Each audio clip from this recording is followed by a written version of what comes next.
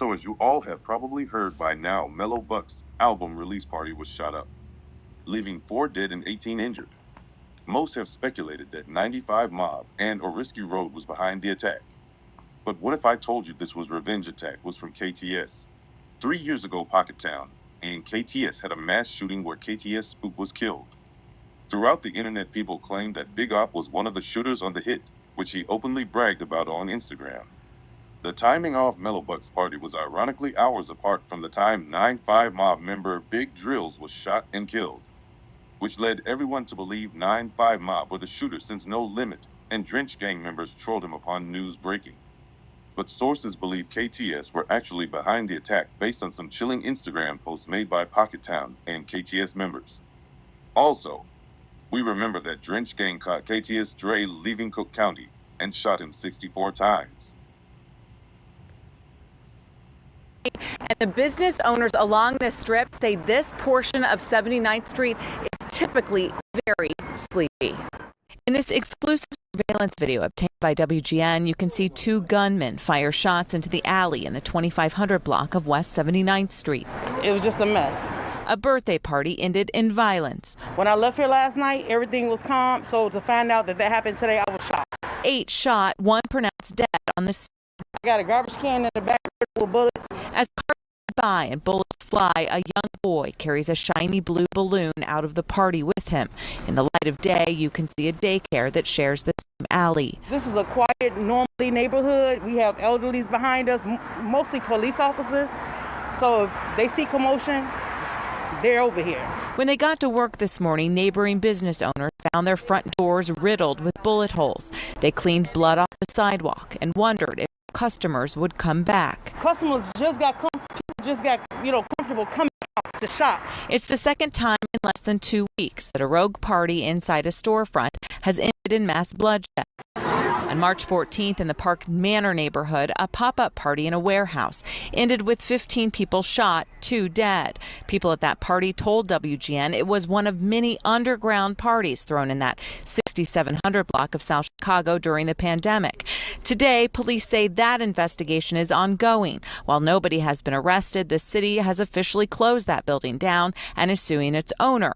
In a statement, the city says, quote, business owners that ignore life safety regulations will be held accountable to the greatest extent possible.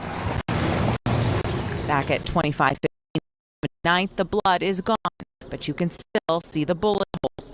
What once was a children's dance studio before the pandemic had become an event venue of sorts. Baby showers, birthday parties. And soon it will likely become a memorial. I hate that a black-owned business got shut down, but safety first.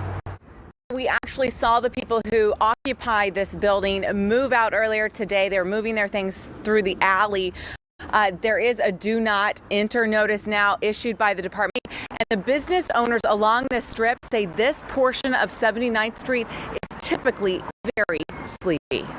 In this exclusive surveillance video obtained by WGN, you can see 2 gunmen fire shots into the alley in the 20. Remember, Get Back has no time limit with that mass shooting happening 4 years ago. You guys get in the comments and tell me what your theory is. No blogger or anyone reporting about this actually knows exactly what happened, so all theories are welcome. In between those mass shooting, Lil Greg and the person who made the call dropping Lil Greg location were both killed since this happened. In River North. Chicago police are still searching for the suspects. WGN's Jenna Barnes is here with the latest. Yeah, guys, these mothers are devastated, and they're opening up to us about 2 of the victims killed in this drive-by mass shooting downtown Wednesday night after a rap album release party. One of the men killed was a lifelong friend of the rapper. Another was her boyfriend. He was a great kid. 25-year-old Leon Henry grew up with Melanie Doyle, now known as Chicago drill rapper Melo Bucks. Henry attended the River North party Wednesday to support the release of her new album. They've been friends since they've been kids before she became Melo Bucks. Leon isn't the first son Tiffany Henry has lost. She tells us her older son was shot and killed 13 years ago. It's just too much. Melo Bucks also lost her boyfriend, 23-year-old Devontae Williamson. She'd just met his mom for the first time in the last few weeks. When he introduced her to me, I didn't know that she was a famous Chicago rapper.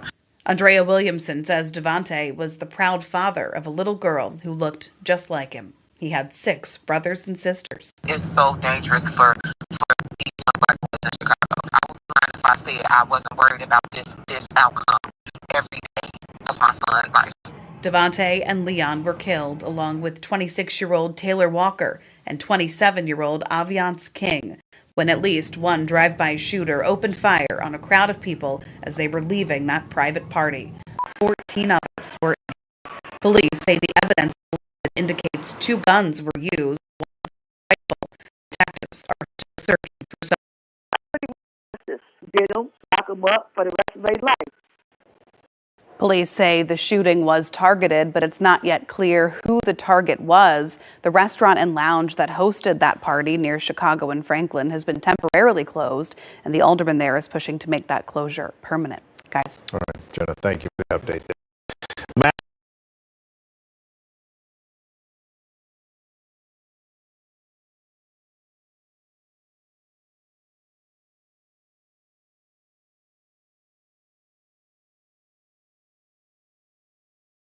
Well, Dave, celebration and sadness in Highland Park. Hundreds of people enjoyed the Independence Day parade this morning. But people also remembered the victims of the shooting rampage at the parade 3 years ago. WGN's Jewel Hillary has details.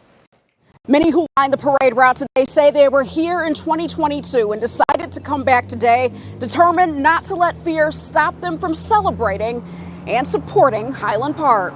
I trust the city to have the proper protection out, and I'm not going to let them scare me. Hazel and Bud Herzog say Highland Park's Independence Day parade is a tradition that goes way back for them. For 50 years, we used to sit up on Central Avenue over there.